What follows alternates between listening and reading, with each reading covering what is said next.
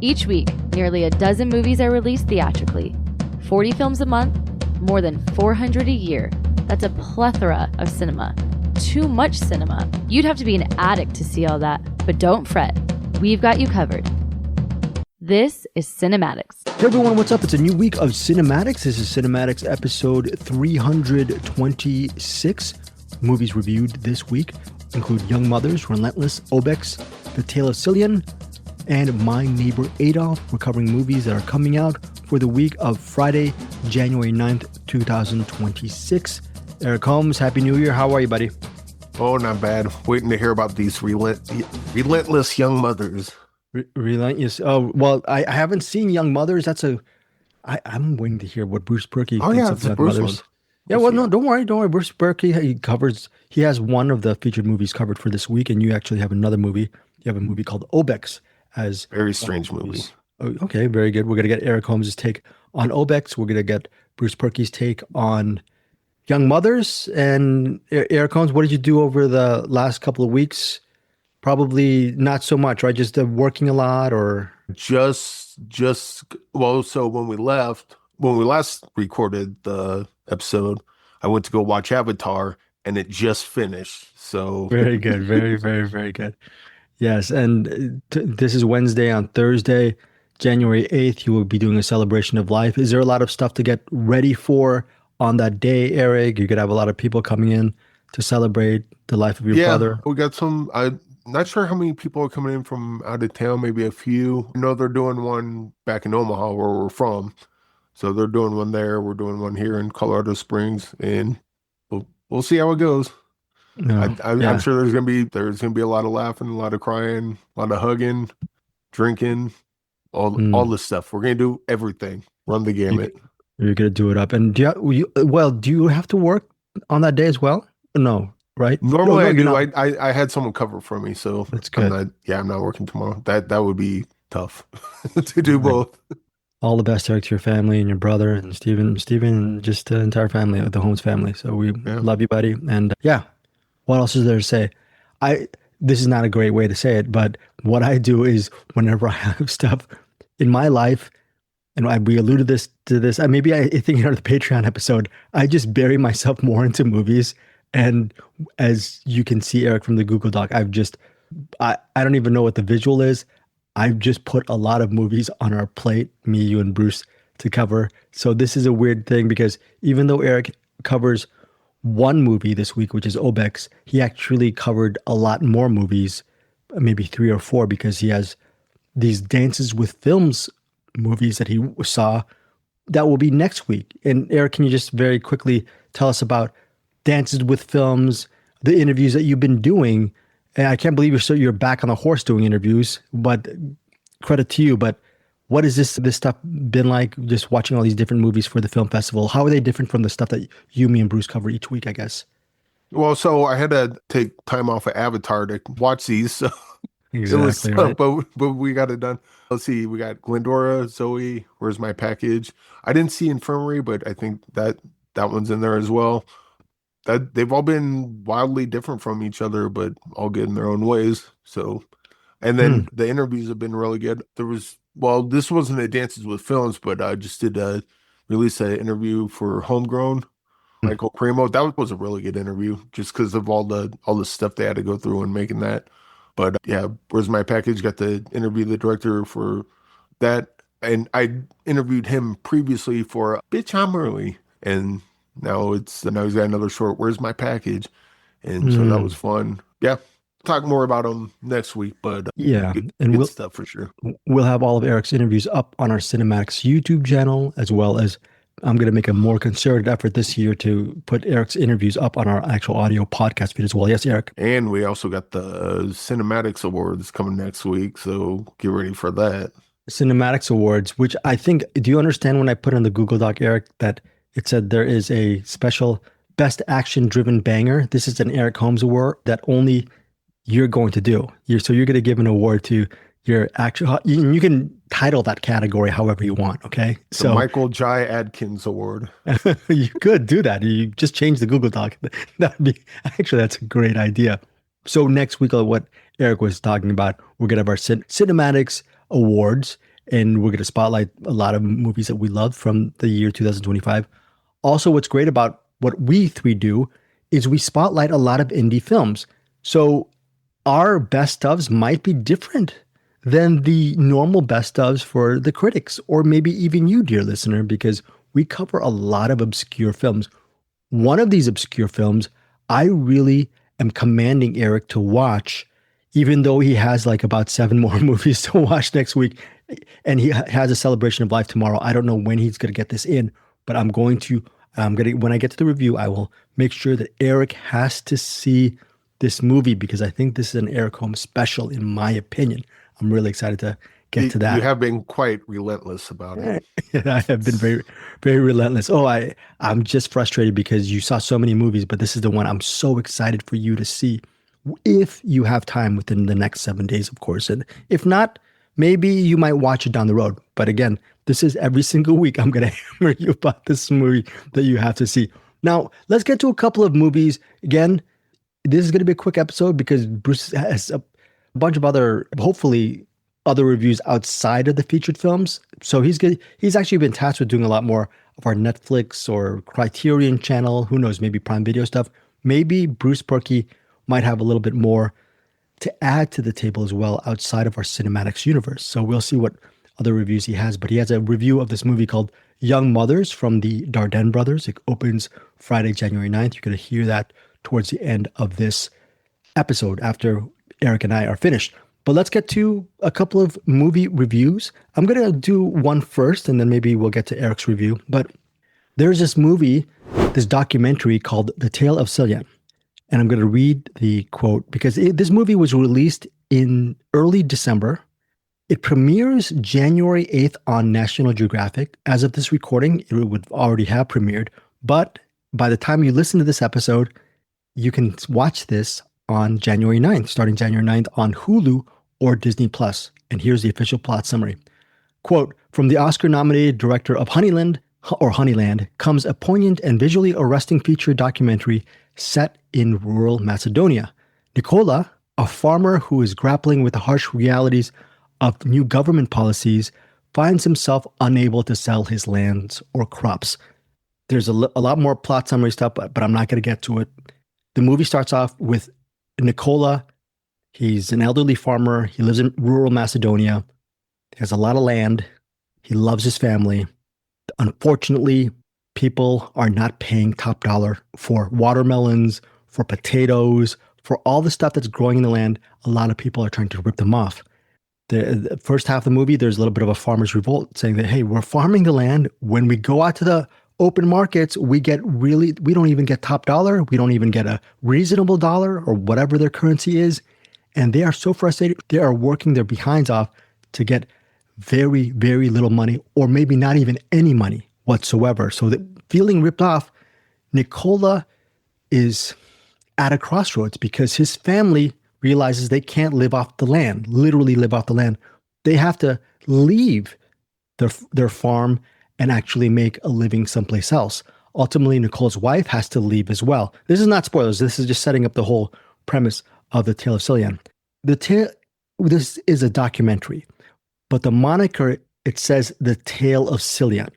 And some people may really love this, quote, tale, because it's not really a hard-hitting documentary or realistic documentary, because the actual setup of the documentary, it starts off with this folk tale about this young boy named Silyan who leaves his family village. And because he leaves his family village, he is a prodigal son. And for some reason, the son is, I think, transformed into a stork. Okay. And the stork tries to come back to the village, and maybe there might be healing with the actual father, who's a human being, and the son, who's a stork. So that's not a real documentary, right? That's a fable. The fable sets up the rest of the documentary because in real life, this guy, Nikola, his own son, he's estranged from his own son. And his son, he was saying how he supported his son all his life, and now his son has left the village. And now Nikola feels no one's helping him because the farm's really not doing well. He eventually has to get another job at a landfill, driving a tractor through. Yes, what you just said? Boy. Boy, there are landfill sequences with storks.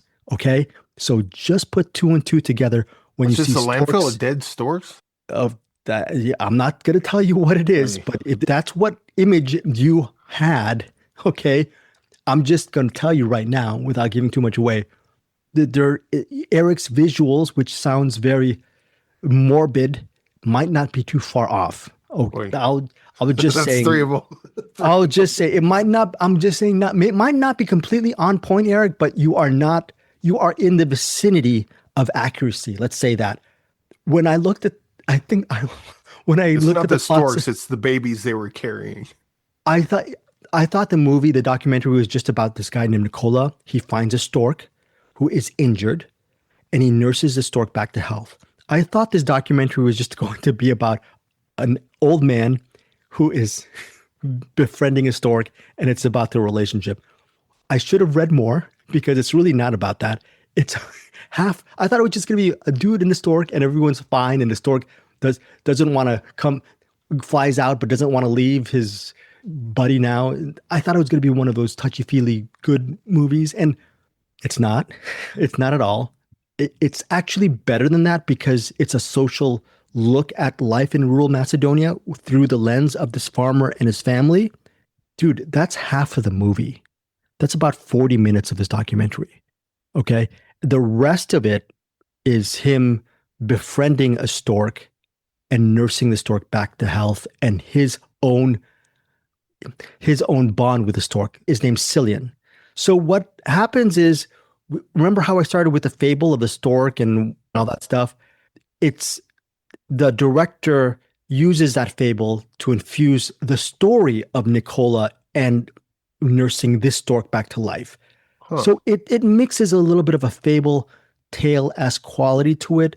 And it's not like the director is trying to pull the wool over your eyes. It's not a completely accurate documentary in that sense, but it's a really well-told documentary, and it's very moving, and you get to learn about the life of these people in Macedonia. And if you like storks, you're going to get a lot of storks here. Eric, you mentioned the landfill. There are some landfill sequences, but there are some other really interesting sequences. And you realize how important storks are into the ecosystem of this area. And then we have the idea about climate change and how it's a little bit of a tragedy. You have all of these farmers trying to make ends meet. And what are they growing? They're growing food to feed the people here from the land. But they seem to be just very, very close to the frigging landfill, which is probably the one that's making all the money, right? Sanitation department, the government, I don't know what. There are people making money on that landfill. And you have the farmers here who are growing this really just food to sustenance for people. And they're the ones who can't make a living.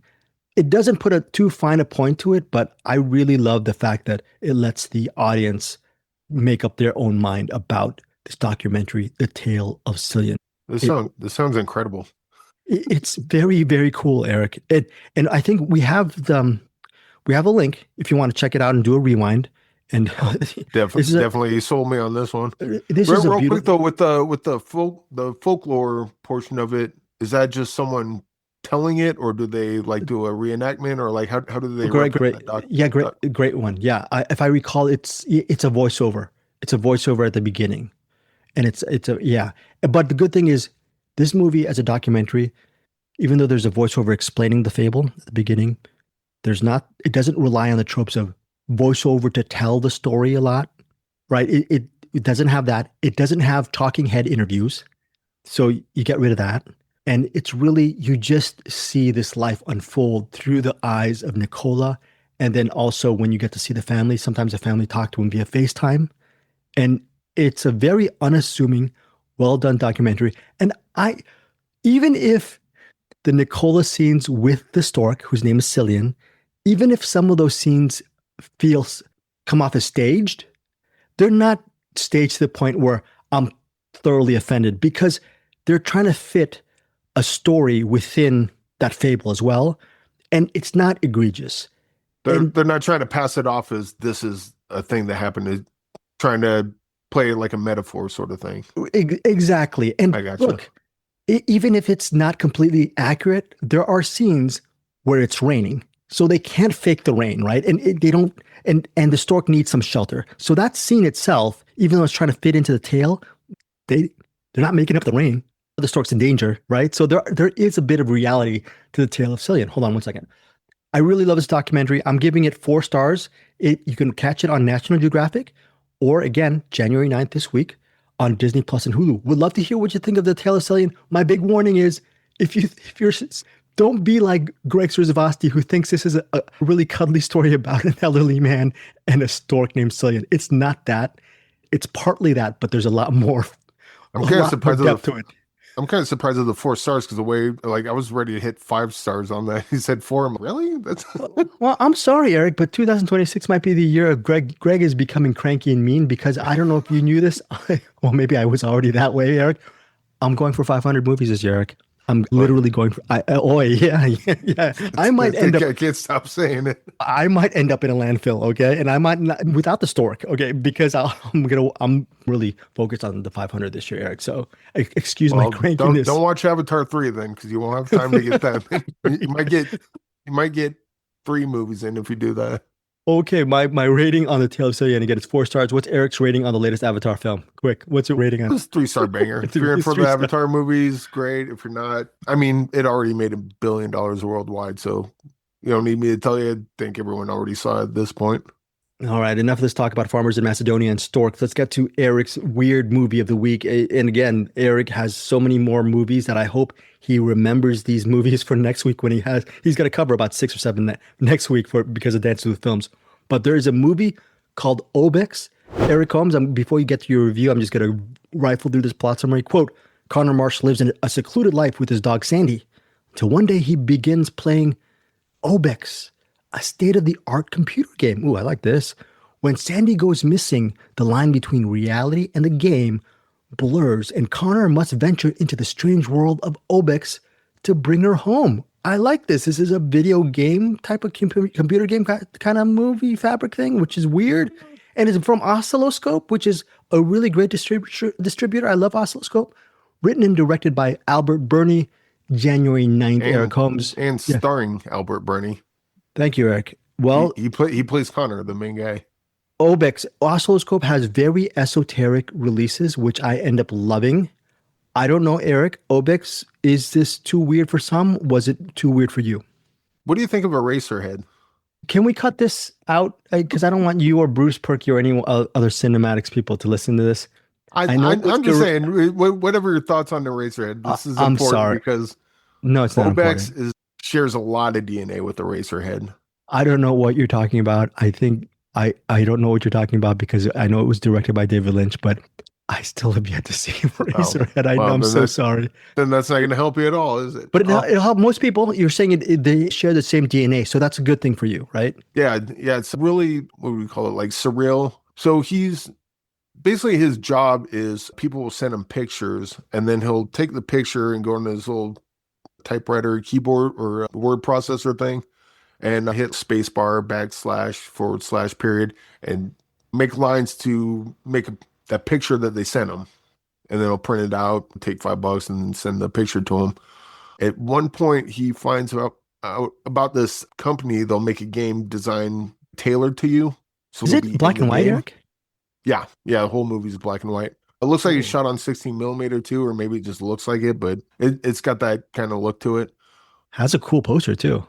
Oh yeah, the movie's cool, but you know, if you watch Eraserhead and you said not for me, this might not be for you. It's that kind of thing. But he gets the game Obex, and the idea is that they put you in the game. And this is like kind of 80s sort of thing. So like the game's on a floppy disk. He puts it in and it's unremarkable. It's basically his character moves from here to here, hits a button. Is it like Berserk or whatever, like ping pong, those Atari 2600s, which the graphics are very...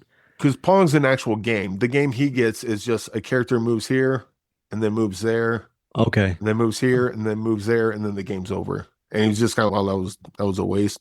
Okay. And I should probably mention there's a bunch of cicadas. I'm not quite sure what the cicadas have to do with anything, but They're creepy, and the way they're shot is pretty cool. But anyway, so he does If all you that don't stuff. like hearing them, it might be a big deterrent to watching Obex. And if you don't like close-ups of them, that.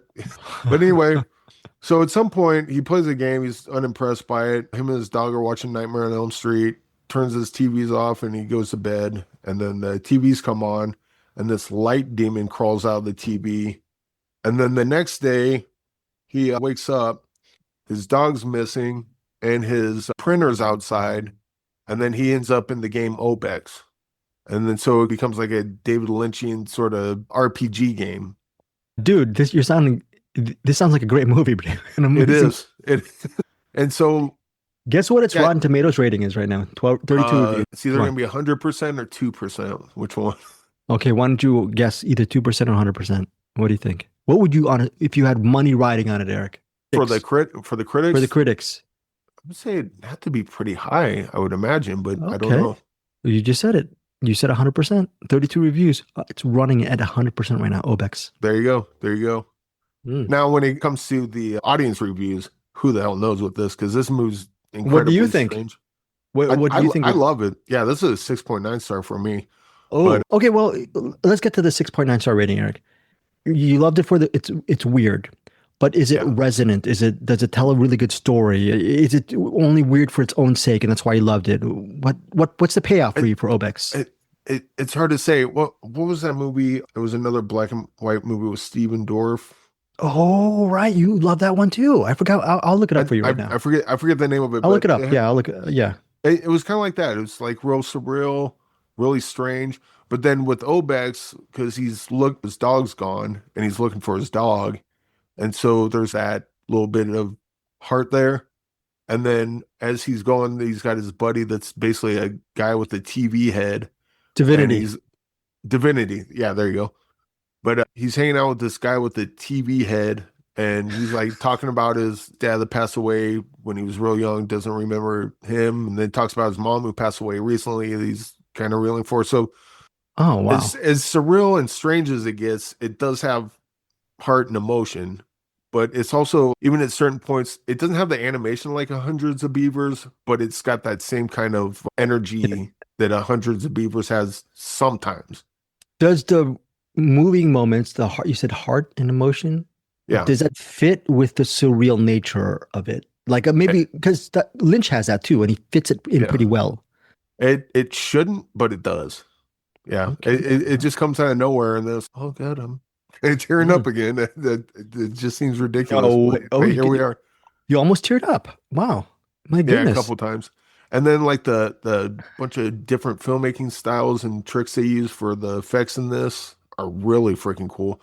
The cicadas are like throughout the whole movie. And I don't know where they got all the shots of them, but the shots of the cicadas are really cool. Like a bunch of close-ups, watching cicadas do a bunch of weird stuff. Do you understand why this? Sorry, do you understand why this movie is a 16 millimeter possibly, and it's shot in black and white? Is it done to make the movie look pretty beautiful, or is it done to make it look very indie and it's sort of a period piece, but so maybe it's got something to do with that. It's really focused on like the video games of the day. Oh, that's so very there's cool. a lot of that in there. And I like it. Yeah, huge. Wow. Okay. 6.9 stars from Eric Holmes. Yeah, this one's puzzling, and this would be like a movie someone would check out, and they're either gonna love this like I do, or they're gonna watch it and go, screw this movie, I hate it. No idea where you're gonna fall on it, but I fell on the love it side. And the people who say screw it, you understand the people who say screw this movie. Yeah. And so this movie's coming out this weekend, I think. Friday, January 9th, yeah. Had it came out last year, this probably would have been one of my favorite movies. It'd definitely be within the top 5. Well, you better be organized, Eric, because I'm not organized. I'm going to have to look for, when we do our CinemAddicts Awards next week, I'm going to have to go through 52 episodes to look at the movies I love. So right now, after we're done recording the show, put Obex in some kind of Google Doc or index card so you know that this is actually going to be in the running for one of your top films for next year. 6.9 stars, Eric. I would have to forget it for it not to be, which is going to be impossible. As bad as my memory is, like this, yeah. I don't know how you watch this and go, oh, what was that movie? Yeah, I think I saw that. No, this will bury it. Whether you love it or hate it, this movie's going to bury itself in your brain. Obviously, two different movies, but did it surprise you within the same vein of something like 2 years ago or last year? Oh, it was 2 years ago with Hippo. When you and I saw Hippo and we were blown away. Is this one of these things where, wow, I was so surprised at how much I liked it? Yeah, well, actually, Hippo, I was pretty sure I was going to like it early on, just because I saw half the trailer and I stopped the trailer. I don't need to see anymore. I just want to watch this movie. Similar thing with this. Saw a trailer and just stopped it and was like, nah, we'll just wait and watch the movie. I'm already sold. And it delivered on the weirdness, delivered on the heart, delivered on the cool filmmaking, delivered on everything it was just putting out there. Okay, cool. Very, very cool. And that is Obex, comes out January 9th. I'm looking up right now what my rating is for this movie called My Neighbor Adolf. Totoro? Because what happened, Eric, is because I've been rating these movies on our CinemAddicts page, and I don't remember what I actually gave it. I think I gave it, let me see right now. 4 stars? 4 stars. Did I give it 4 stars? I'll look at it for a second. But that's the cool thing about rating everything 4 stars. You don't have to remember. I know this. Loved it. It's 4 stars. Hated it. It's 4 stars. I will say this. I think I probably gave it 3 stars. But let me get to this one final movie before I get to my version of Obex this week. Okay, there's a movie called My Neighbor Adolf. It was released in 1922. And not 1920. It was released in 2022, not here stateside, but it's coming here to the U.S. starting January 9th from Cohen Media Group. Cohen Media Group is a distributor. They have a lot of really great films under their belt. Here's the thing about My Neighbor Adolf. It's set somewhere in 1960 in South America. There's this guy named Polsky, played by David Heyman. He lives alone in this remote stretch in South America. He has a nice house with a fence. There's a neighbor next door, and they're separated by a fence. There's a lot of lives in a remote area. And he likes living in this remote area because he's very closed off. The movie starts with actually 30 years prior when you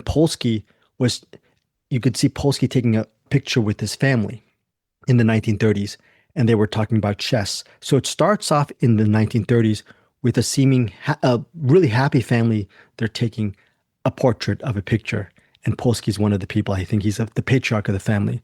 And then it cuts to, within several minutes, 1960 in South America, and Polsky is now an elderly man living alone. So you can imagine there's something that happened to his family, you're assuming, and I'm not going to say what happened to his family. You might actually put 2 and 2 together when I read the rest of this plot summary. But Polsky, again played by David Heyman, he does not have his family with him. He lives alone in this remote section of South America. One day, a new neighbor moves in. This neighbor's name, he's a German called Mr. Herzog. Mr. Herzog is played by the late Udo Kier. And Udo Kier, we've seen him. I mean, I'm sure you've seen Udo Kier in your share of films. Great actor. Rest in peace, Udo Kier. There's a reason to see this movie. It's to see Udo Kier in a full beard, white beard, acting his butt off, and he's really good as Mr. Herzog. The thing is, Polsky, this cranky elderly man, he believes Mr. Herzog, again played by Udo Kier, is actually Hitler. He believes his next door neighbor is Hitler. So a lot of the narrative deals with Polsky going to the embassy. I think it was a Polish embassy in South America, and trying to tell him, hey, Adolf Hitler is living next door. I'm giving you proof of that it's Hitler. And a big part of the movie deals with Polsky setting up shop in his window, trying to take pictures of his next door neighbor, trying to spy on him. He's borrowing all these books on Adolf Hitler, trying to research Hitler's characteristics, and then learn about his next door neighbor. I will say this, I don't want to give too much away about the narrative, but a part of it deals with him believing Mr. Herzog is Hitler. Ultimately, it's not a spoiler when you realize that Polsky and Mr. Herzog, for this movie to work, they're going to have to meet. They're going to have to actually meet and strike up some kind of relationship, because you have to get along with your neighbor, right? And the rest of the movie deals with the relationship between Polsky and Mr. Herzog. The only plot detail that I'm going to give that it's not spoilerish, but just a little minor thing is both of these men, though they're elderly and they're cranky and they're possibly at loggerheads with each other, they bond over the beautiful, sublime game of chess. So will chess as a sport, as a game, will it bond them and bind them together? Or will it separate them? Is Mr. Herzog Hitler? Right? That's another question. I mean, if it's Hitler, hopefully not. If it's Hitler, hopefully not. Also, this subject matter, it's a comedy. It's a dramedy. And I don't know a lot. Of course, there's the producer Springtime for Hitler. I'm sure people watching this will say, a comedy about Hitler being your next door neighbor? How can that work? And for those people who don't like the premise, they might not like this movie as well.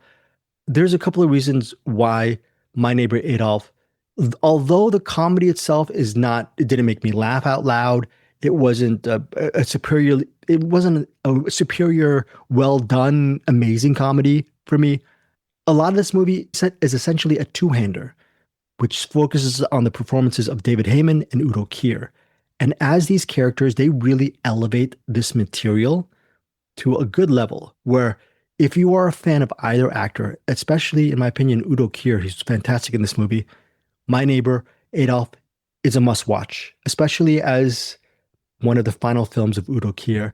It got a lot of mixed reviews when it came out in 2022, and I understand it. When you're making friends with Hitler, you're going to rub some people the wrong way, I imagine. The reveal at the end, to me, is interesting. I will give it a good positive check mark for the reveal of whether or not he's Hitler or not. They actually answered definitively which one it is? It's not an open-ended situation, so that's good. Because I was thinking of Bubba Hotep, where Bruce Campbell's like Elvis, but is he Elvis or is he just kind of crazy and thinks he's Elvis? Right, it's not going to be one of those, which is good. But overall, it's a minor comedy, but it had some really good performances. And I'm glad I saw this movie. I just wish there was a little bit more gravitas to the comedy, but I love both of them. Good enough movie to watch. I can't completely go 3.5 stars, like to completely recommend it, but it's a mild recommend. I'm glad I saw My Neighbor Adolf. I'm giving it 3 stars for My Neighbor Adolf. It opens nationwide January 9th from Cohen Media Group. And again, if you are a fan of either David Heyman or Udo Kier, this is a must-watch film. They really elevate the material. Okay? Nice. So, yeah, finally, before we get out of here, this is a movie that Eric should have actually been reviewing instead of me. It's a movie called Relentless. Understandably, like I've said, Eric did a whole bunch of other movies, including Obex, and then the 3 or 4 Dance with films for next week. So he's got a lot of stuff in the tank. All that said, I really hope that he eventually gets to this film called Relentless. Here's a plot summary for this film. Quote, a homeless man targets a well-off elite businessman in a home invasion, but it will take an unhinged level of brutality to find out this homeless man's true motive. That homeless man is played by this actor named Jeffrey Decker. The businessman or the very well-to-do individual is played by Shuhei Kinoshita. And it's directed and written by Tom Bocci, Botchii, and it's on digital and on demand January 9th. This movie is a two-hander. Okay, that's number 1. And it features top shelf performances by both Jeffrey Decker and Shuhei. I apologize for the mispronunciation of the name. They're fantastic in this movie. This movie is an indie film from Saban Films. It looks like it was made on a micro budget, meaning it's not a cheap movie, but the filmmaker didn't have a lot of money to work with. Sometimes it shows up in the indie film, but sometimes, and that's fine. We'll forgive that. That's okay. But sometimes not having a lot of money can lead to a lot of ingenuity. And Relentless has a lot of ingenuity behind it. With hardly any money, I'm assuming, to make this movie, filmmaker Tom Bocci directs a just first-rate, at times gory crime action thriller. And okay, go on. It's so good. There is one of the reasons why I really love this movie is for a big portion of the film, at least for the first half of the movie, it's like you said, a homeless man is targeting a businessman.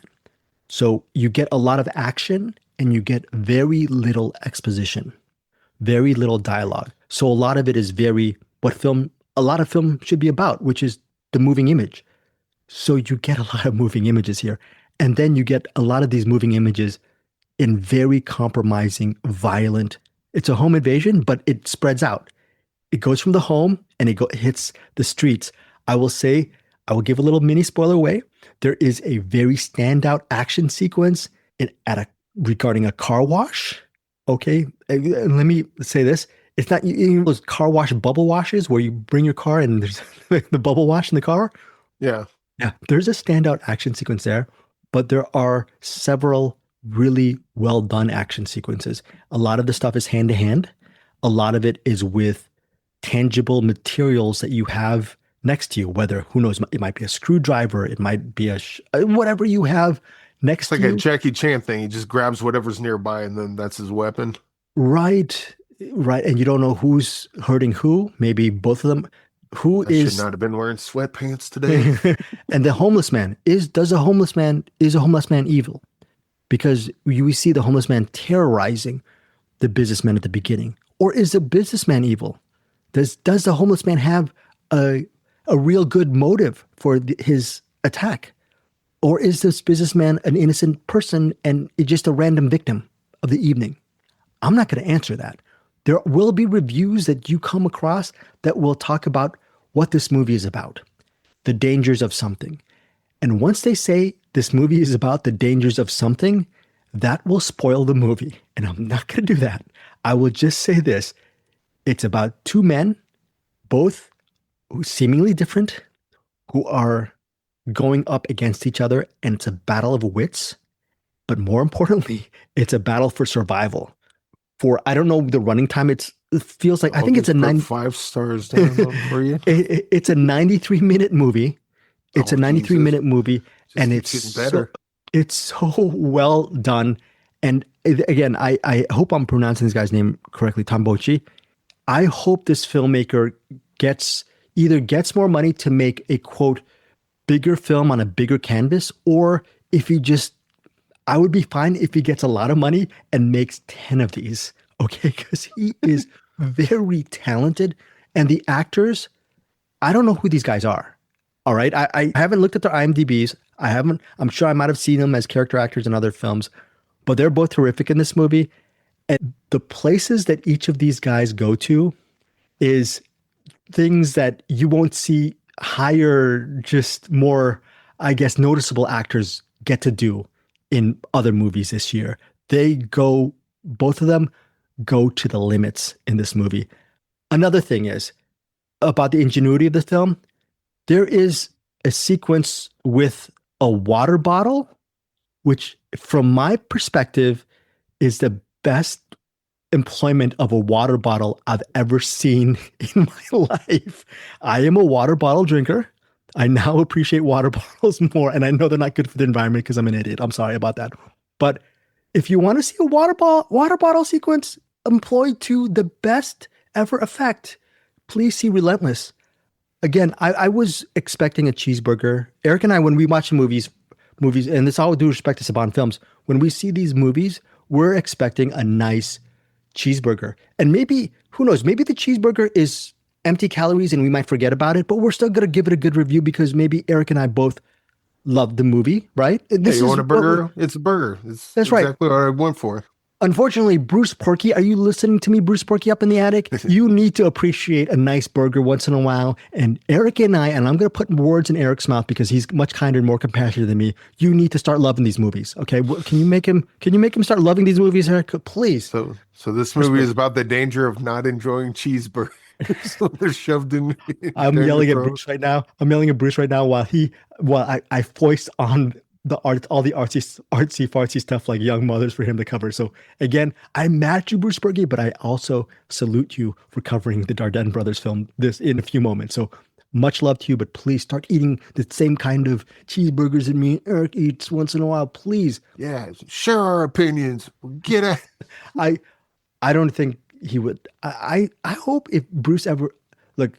I don't think Bruce has the time to see Relentless. I don't know if Relentless would be his movie. Relentless is definitely my movie. It's a little bit of a morality tale. There is a warning. It gets violent.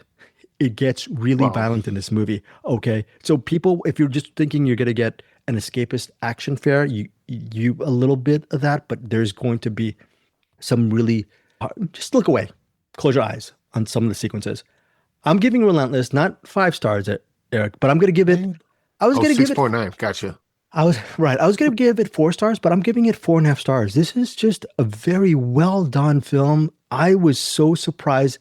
I was actually, I'll be honest, coming into Tuesday, actually this is Wednesday when we're recording this, I was expecting Eric to, just like Bruce Purkey, he's taking the young mothers because he likes these indie films, and Bruce has this really esoteric taste, and I love his taste.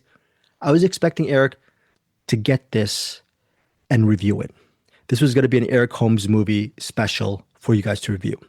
Could still be if Eric finds the time to actually watch Relentless down the road. And I'm going to every single week, like just this ghost in a Dostoevsky novel, I'm just going to haunt him watch Relentless until he eventually watches it.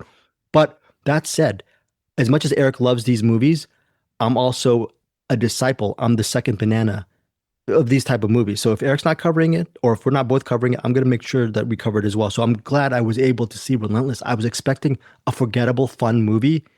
This was an unforgettably fun and intense movie that I highly recommend to our CinemAddicts listeners.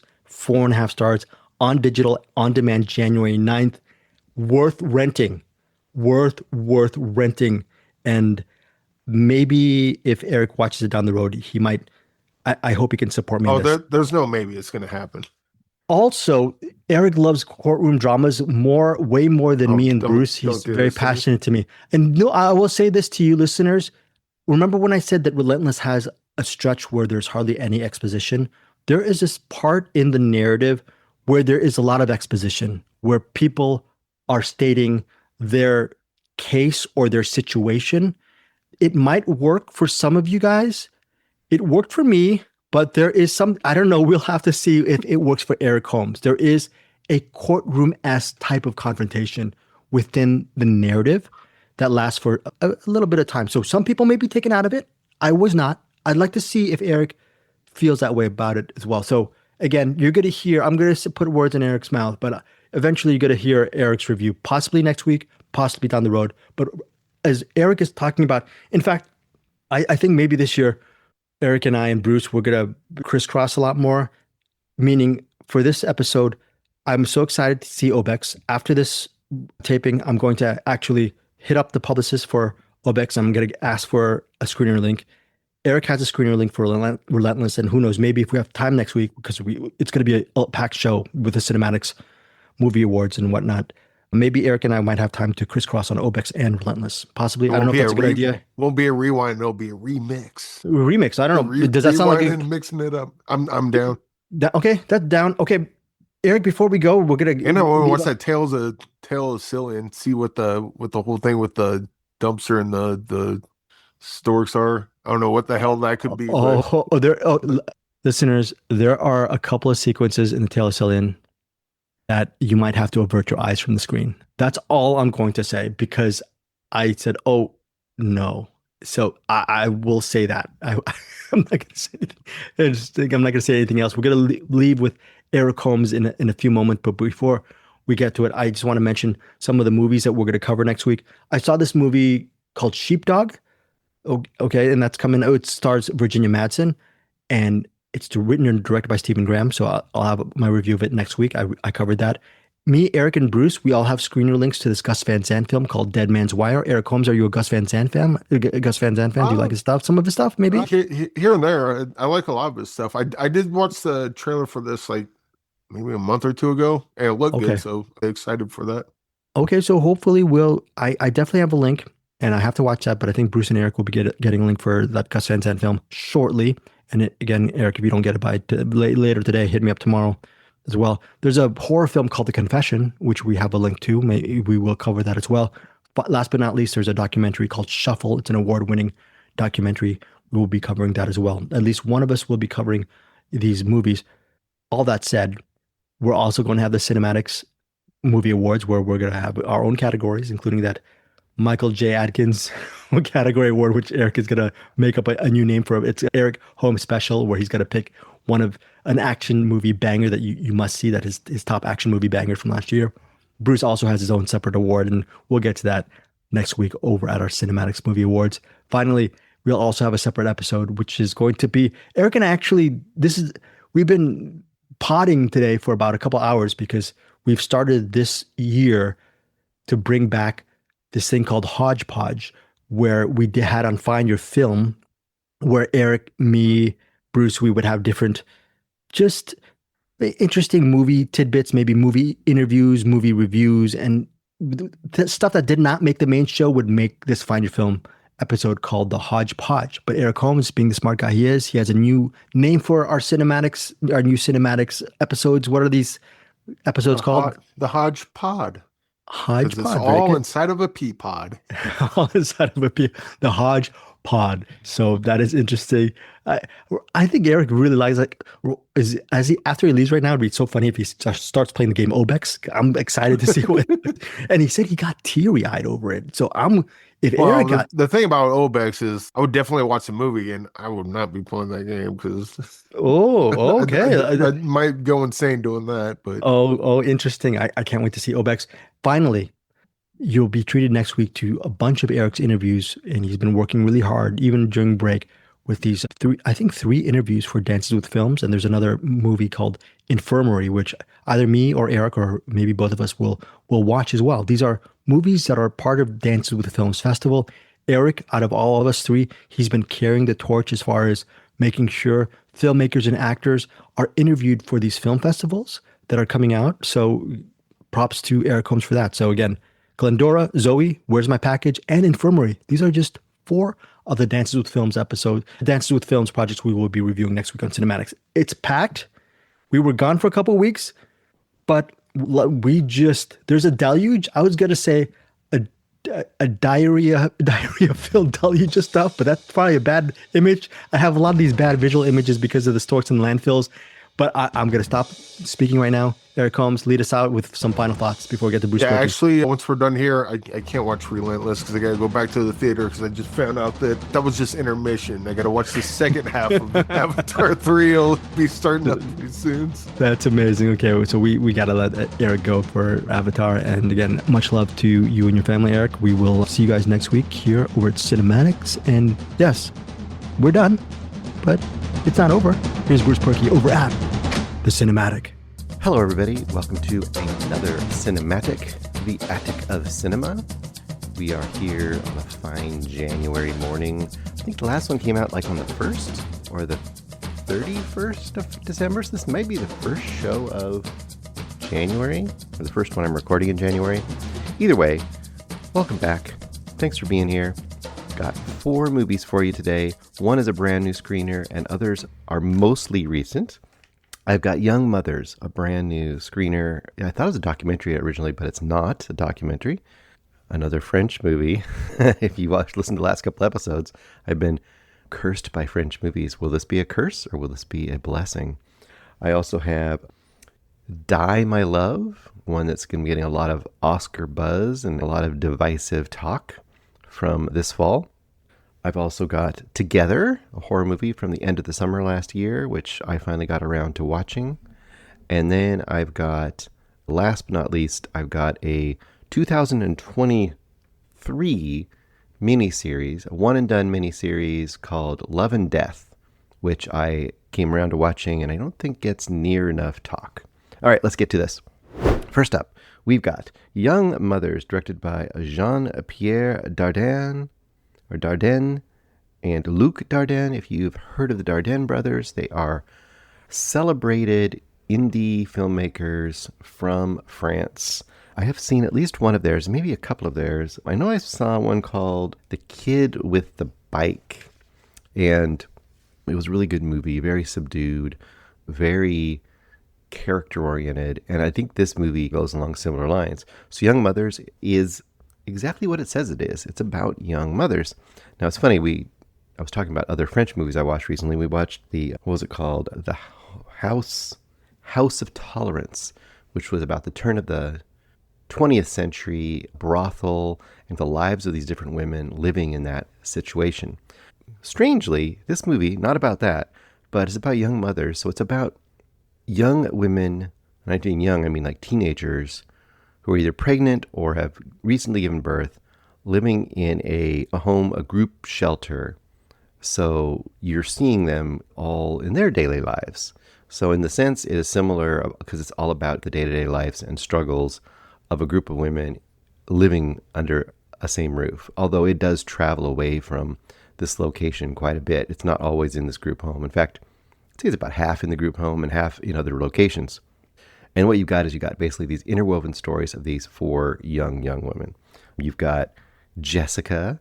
Now she is the young mother who doesn't have a mom, or like she has a mom, she was given up for adoption. So of course she's about to give birth at the beginning of this movie. And by the end of it, she's given birth. She has a baby. And she, like I said, she was given up for adoption. And of course, struggling with that, she wants to find her birth mother and find out why she was given up. And then at the same time, figure out, does she want to give up her own kid? And then the second kid we've got is Perla. And she has a baby with a boyfriend who seemed to be with her, but is just getting out of jail. And she's expecting to start life with him and their brand new baby. And he may or may not be much more of a deadbeat than she thought. And her struggles. You've got Ariane. She is somebody who had dealt with various abuse in her life from her mom and the men in her mom's life. So, of course, you can see the struggles she might have being a mother without any support system. And then finally, you've got Julie, who her biggest problem is that she had been an addict and has been struggling to stay off of drugs. And now that she has a young baby, of course, being on drugs is a terrible possible future for her. So she's really trying very, very hard to stay clean. And she has a similarly conflicted young man in her life. And he seems to be, of all the four women, he seems to be the one that's the most consistently in the life of a woman that has the baby. And he also has been struggling to stay sober as well. So you see you've got these four basic women, four basic kind of conflicts, or I guess obstacles into being happy and healthy mother and child relationship. And then how do they struggle through these? I would say the strength of this movie is that the performances from these young women are really, really strong and very, very, very non-mannered, very, very lifelike. I mean, they're not doing a lot of theatrics here. Everything is almost, I won't say cinema verite exactly, but it does at times seem like the kind of thing that nearly could be a documentary in the style of shooting and the style of acting and everything about it. I mean, obviously some of these situations seem to be a bit heightened, but they're all something that could believably happen. Whether they'd all happen at the same time in the same group home, probably not so much drama in one group home at one time, but I mean, it's conceivable it could be. And all the situations on an individual level are totally, believable and things that happen in the world. So really, I mean, if you're going to, I guess, be drawn into this movie, it all just depends on how much you are drawn into the various plights of these women. I think it's pretty engaging on all counts. And I think that, like I said, it doesn't necessarily have a strong plot per se, but it has very strong drawn issues for each girl and very strong characters for each girl. So you definitely know what the stakes are and what we're looking at, and following their stories back and forth as they interweave.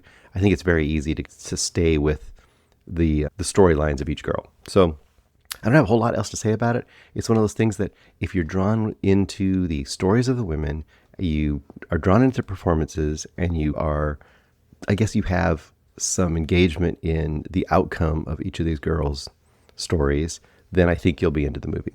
Is it going to be like your best of the year? Probably not, but it's going to be one that will have moments that should stick with you. And I think depending on what your own history is, whether you've been adopted or know people who've been adopted or people who've given up their children, or people who have struggled in various ways around motherhood, it will strike you deeper or not as deep, depending on where you will fall in that category. I'm going to say I'm going to fall on where am I going to be on this one? Probably 4 stars. I think it's really solid. I think it's really good. But like I said, it doesn't go to some great heights. It doesn't make it like to a year-end best list or anything, but it's a very solid indie drama movie. Well done. All right, next up we've got Die My Love, directed by Lynn Ramsey. Now, Lynn Ramsey, you may know from, she doesn't do a lot of movies, but the movies she does seem to get attention. She did We Need to Talk About Kevin. It's probably her most noted movie. That's the one I've definitely seen and struck me the most. She did the other one with Joaquin Phoenix. And what's it called? Oh my gosh, I can't remember. It's one of those names that doesn't strike you because it's so generic in a way. It's We Need to Get Out of This Place or something like that. Oh, I'm sorry. Someone out there's yelling at the screen saying, Bruce, it's called this. Either way, Lynn Ramsey is known for making these kind of real intense, emotional acting pieces with edges to them that are rough. There's something going on, and you're trying to figure out the character and that kind of thing. This is no different in that aspect. Die My Love is essentially about a couple, but even more so about the mother in a situation. And that is, here's another story about a mother. You've got Jennifer Lawrence's character as your main character here, and also you've got Robert Pattinson as her young husband. You've also got, along with them, you've got Lakeith Stanfield in a small role, you've got Nick Nolte, and you've got Sissy Spacek. Now, this is the Jennifer Lawrence show. I know this has got some mixed reviews as far as, I guess, the overall movie. Some people are loving it more than others.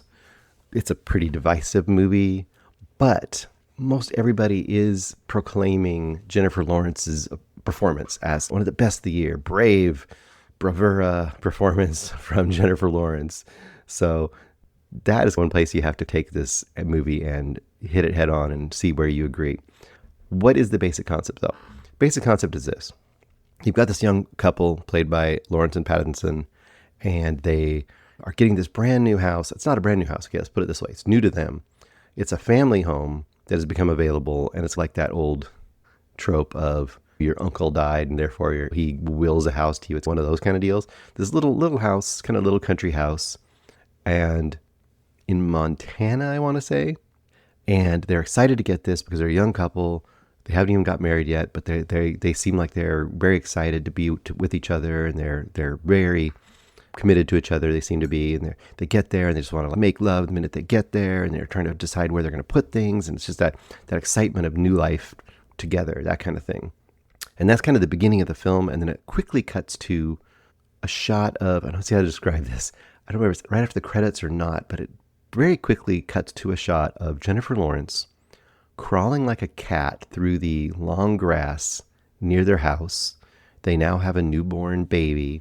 The newborn baby is on the porch in like a car seat thing.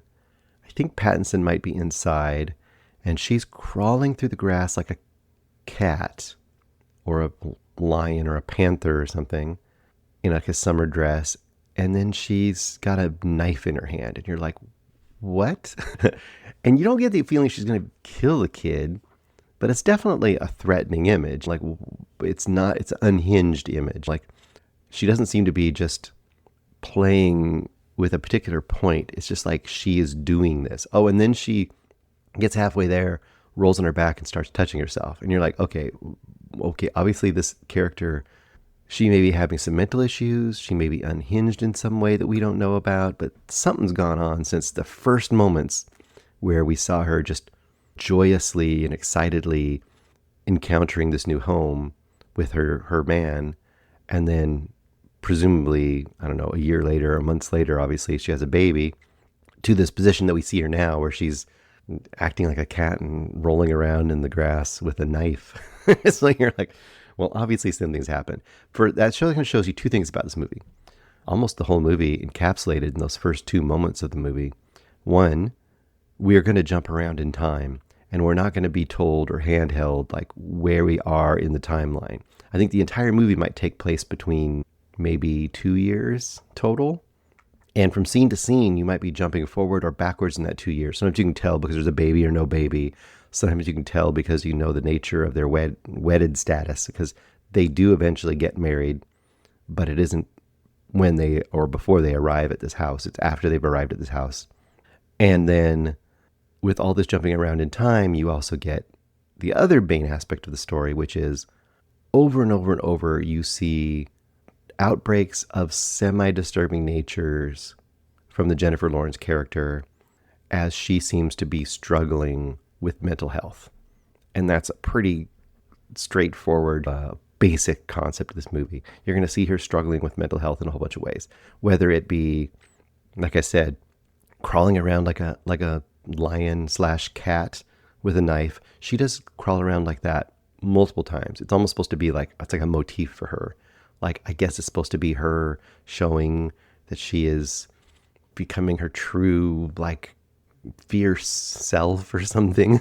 I don't know how to interpret that exactly. You also get scenes where she smashes things, or where she's like almost like a child, where you she walk up to a window and just look at it and start touching it and encountering it. And it's like she's seen a window for the first time and she licks the window, or maybe she'll run and smash her whole body through the window. Just stuff like that will happen throughout this movie. Now, even in this isolated cabin with her and just her and Pattinson, you'd think, well, that's going to be a lot. And she has a brand new baby and she might need some help. Well, you add into that the other characters around here, which are Sissy SpaceX character, which is like just a few houses down, and she has recently lost her husband, Nick Nolte, which you see forward in flashbacks and stuff with him. And the Sissy SpaceX character is older, but she always has a loaded shotgun with her, just in case someone might show up, I guess. And you've got like the addition of a barking dog to the family with Lawrence's character, so that you get to hear the dog constantly barking and just agitating her mental state even further. It's supposed to be a very agitating, like I said, a very agitating and unnerving, like emotional, sonic, and visual experience. You're supposed to be getting into the disturbed head of Lawrence's character. Here's the problem. To me, this movie is in a lot of ways a very empty movie. It's a very simplistic movie. Now, I know it's supposed to be dealing with a very big issue, mental health, especially like mental health combined with a woman who is trapped and supposed to be like this free spirit whose spirit is being held down either by a man or by her child. I guess that's the approach of it. Very English 101, yellow wallpaper level of kind of, I guess, gender psychology. But we're never really given enough to know what the objective reality is. So everything's so subjective. It seems to be so much from the point of view of Lawrence's character that we are shown definitely there's certain things where we see a different version of the reality. So we know that things didn't exactly happen the way we were presented it to us. So we know that we're not actually seeing objective reality all the time. And therefore we can't know is Pattinson's character a total a-hole? Is he keeping her down? Or is he really just a person struggling with another person who has mental illness, and he's just trying to find a way to keep everybody in the world healthy and mentally stable? He could totally be that. Or he could be like evil and terrible and manipulative. You just don't know. So in that sense, that's what I mean when I say it's shallow. It's really just a lot of Lawrence's character acting out in crazy, that's the terrible word, right? Let's just say in very aggressive and unusual ways in social and non-social situations. And I guess we're supposed to just see that as this, like I said, like this brave, like bold performance in this image of a woman thrashing out at a world that's trying to stifle her. And I just don't think we have enough to know if that's really what's happening, or if she's just a person who has mental illness her whole life and it's just been triggered and pushed forward by this experience of isolation and a new child. And I think that is understandable that could be what's happening, but we need to see more of it to actually have it be a deep and fulfilling experience. On top of that, everyone's loving her brave and outrageous performance or whatever it is. But I think that her performance to me is not great. I think it's so over the top. It borders on camp to me. And I've seen them describe this as a dramatic comedy, but I don't think it wants to be comedic, or at least not in the ways that it is to me. I think there's supposed to be moments of comedy where she's confronting other people and what she says is supposed to be funny. But I don't think the stuff when she's acting out and doing all these kind of semi-violent sort of things, that's supposed to be funny per se. But I think that's the point where it is funny because it's so over the top. And I kept thinking of this. Her acting to me almost comes across as like basic acting class level, like acting games. Like the first day of class, they might say, be a mirror to another person in front of you. Or they might say something like, act like an animal, act like your favorite animal. And then everyone in the class is someone over on the side's a stork and someone else is an elephant. And Lawrence is obviously in here like a tiger or a cat. It's that kind of thing where it's just so mannered and so childlike and weird that it just doesn't come across as authentic at all to me. Now, I could be totally wrong. There could be people who struggle with mental illness and watch this and see it as absolutely a pitch perfect, great performance by somebody illustrating the struggles of mental illness. But I have a feeling it's borderline offensive in the way it approaches it as just this. I don't know. I just get this feeling that if you watch this movie in 10 or 20 years, people will be mocking it for its over-the-top, ridiculous portrayal of mental illness. I'm going to only go 2 stars on this. If she gets an Academy Award nomination, it will easily, at least in my opinion, at this point, be the most overrated performance to get nominated for this year. I'm hoping it doesn't get nominated because I think there's enough other things out there that could garner a nomination that this will hopefully fall to the wayside.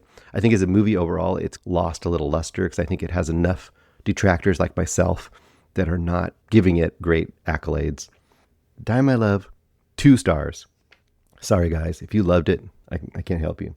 Next up, Together, directed by Michael Shanks, starring Dave Franco and Alison Brie. Dave Franco and Alison Brie. And I think they're a real life husband and wife, if I remember correctly. Definitely, I know they're a couple.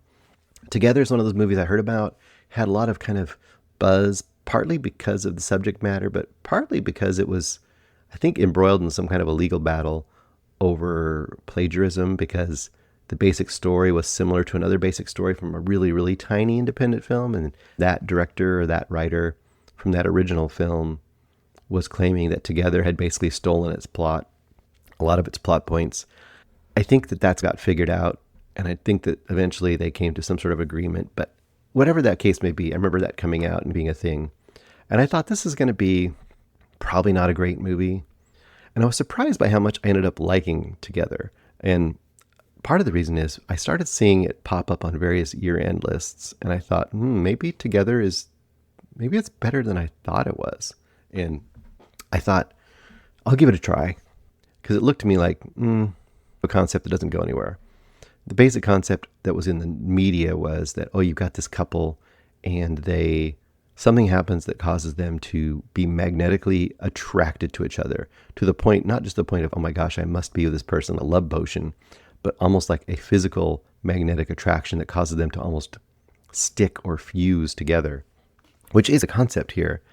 But what kind of struck me when I watched this movie was how much this is not a throwback per se, but a very simple concept executed really effectively and in sometimes a really fun way.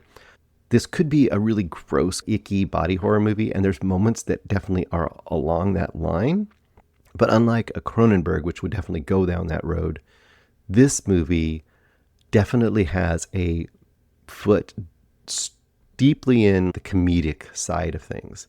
There is a comedic edge to this movie all the way along. It has an eye for kind of the absurdity of the entire situation. Even for the absurdity of the characters, it doesn't take the characters.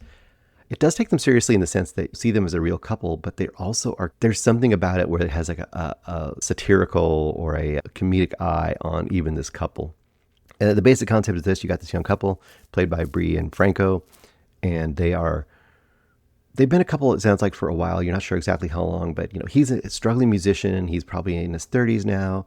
he's going to always be a struggling musician. It's a hobby, but also he's made it his life. And he's one of those guys you can tell he's always feels like, I don't want to get fully tied down by a woman. And his friends might make fun of him a little bit for being like, oh, hey, she's got you now. That kind of an attitude.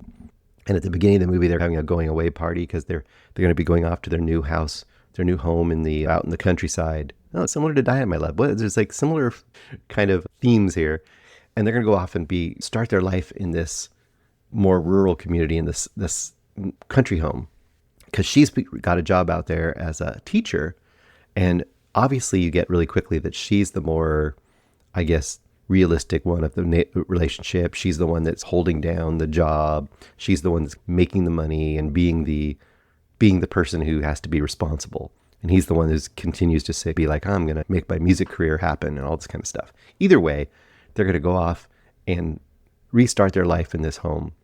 They get out there, and what I like about it is it's this classic horror kind of tropey setup, but there's something satisfying about it. It's not trying to be overly heady. It's not trying to be overly elevated horror. And I love these kind of elevated horrors, Bring Her Back and all these kind of movies that are all about grief or whatever. This is very much a surface movie in the sense that here's a relationship. They are on the verge of sort of splitting apart. They're maybe going to discover they're not meant to be together. They're not a great couple after all this time. And this supernatural force is going to force them to be together. So right out of the gate, they go on this little hike near their house. They have a neighbor who says, oh, there's great trails around here. They go on the trail. They find this weird, spooky, like, I don't know, like ruins, but it's like these bells that are like hung in like kind of like mystical, like little bells that are hung on the edges of a tree or something. And they go off to investigate. They fall through a pit and end up in a crazy, weird cave. And after they've been in the cave, they seem to slowly start having this weird attraction. And when I say attraction, it's things like if one of them drives away from the house and the other one's still at the house, when the car turns, the person in the house physically gets pushed to that side and pushed to the other side. Like they have to be a certain distance apart before the actual magnetic attraction breaks free. And of course, if you've seen the posters or any of the footage or anything from here, you know that eventually they get literally to some degree stuck to each other. So the whole movie is just exploring that weirdness of the physical attraction along with the conflict and the lack of attraction happening in their actual relationship. He hasn't been having sex with her. She's been getting frustrated with his lack of seriousness in the world. All these kind of basic relationship things. I just found it to be a ton of fun and a very satisfying, straight ahead, supernatural, like high concept movie where they really play with the high concept and follow it through to its full course, go all the way to where you think it might and should go. And along the way, there are some very interesting set pieces. There's one in a bathroom, which I won't describe, that's great. There's another one involving a sawzall, and you can imagine where that might go. That's also very satisfying. It never gets as gross as it could, but it's just gross enough that if you're cringing to the thought of what might happen, that it fills in that need. It also, it's probably pretty low budget. It does have decent effects. It doesn't have a ton of effects. It does have one towards the end where the CGI gets a little sketchy, but at that point you're bought into the concept enough that you're going to, I think if you're like me, you're going to go with it. You're going to still be satisfied because you are, like I said, engaged enough in the situation and in the characters. And that is the kind of the number one thing here. This really could fall much further without the two great central performances by Franco and Brie, especially Brie. And they really bring it with both the chemistry and with their acting in a movie that could be just a silly horror movie. And in a lot of ways it is, but they give it a little bit of depth and pathos and emotion that I think is partly maybe just based on the actual relationship they have and bringing that to the screen, which I think helps it quite a bit. I thought this was a lot of fun. If you're kind of looking at the horror movies for the year, my favorite horror movies of the year, there's that one camp where it's like the kind of satisfying popcorn more kind of horror movies. And over there you have things like the Final Destination Bloodlines. And I think that this movie kind of would go into that same category where it's, here's the concept, follow it through, enjoy the ride, don't think too hard about it. You're going to have a really fun time. And I think that's what I put together For me, I'm going to go 4.5 stars. I know that might seem high, but it really was a satisfying horror movie for me. Sometimes I just want to watch a horror movie that does the job and is really entertaining and really comes to the table with something that I want to see, and I want to see it come through correctly. This is where this movie fits. Okay, last but not least, I have a miniseries, 2023, Love and Death. Now, this is a movie or a series. I kept seeing the little promo photo come up, and it was a picture of Elizabeth Olsen. Her hair is slicked down. She looks like she just got out of the shower. You just see her head, like maybe the very tops of her shoulders, but she has blood on her. And that's almost how the series starts as well. And I really didn't know what it was, and I just discounted it. And I thought maybe this is, I don't know, some kind of a campy, maybe drama thriller of some sort, or crime drama of some sort. And it is a crime drama. It's more of a true crime biopic sort of a series. That's really what it is. And I didn't know that. And I thought, yeah, we were trying to find something to watch at home, and we kind of decided to give it a chance. And I was surprised by how fun and entertaining and how cool this little miniseries is. First of all, it's a basic selling point. I know this would be a selling point more to Eric than some people, but for me, it was a selling point as well. This is a one and done miniseries. What is it, like 6, maybe 7 episodes? I forget. That's it. The story's done. The full story here. The full story is based on a real life event, real characters, and what happened and what was the final outcome. Now, you could make this an ongoing series, Love and Death, and have it be different true crime, kind of unknown true crime stories dramatized, but you don't have to. This is its own story, and it does get completed. So that right there is good. You're not waiting for another season to come out. You don't have to watch 6 seasons to get through the whole thing.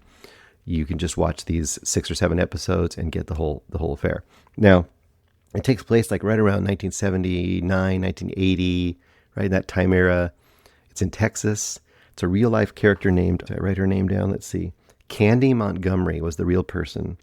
And Alan Gore was the husband of her kind of best friend and their kind of neighbors. Elizabeth Olsen, of course, plays Candy. Alan is played by Jesse Plemons. So there, right again, you should be like, what? Jesse Plemons and Elizabeth Olsen were in a TV series together? Yes, they were. And if I didn't know that, but they were. Also, you have Lily Rabe, you have a bunch of other people in here. But really, your main stars of this are going to be Jesse Plemons and Elizabeth Olsen. The basic concept is this. These real-life people, like I said, in late 79, 80, sometime in that time period in Texas, they were highly involved in their church. They were friends. These 2 couples were friends. There's a whole bunch of people involved in the church. And right in the beginning of the first episode, Jesse Plemons, who is the husband of the one couple, and Elizabeth Olsen, who is the Candy, the kind of the wife of the other couple, Alan's giving Elizabeth Olsen's character Candy a ride home one night from, I forget what it was, from church or from some event they were going to. Totally innocent. There's been no example yet, and it's only been the beginning of the series, but there's been no example yet that there's anything untoward about these characters other than right out of the gate, she's covered in blood.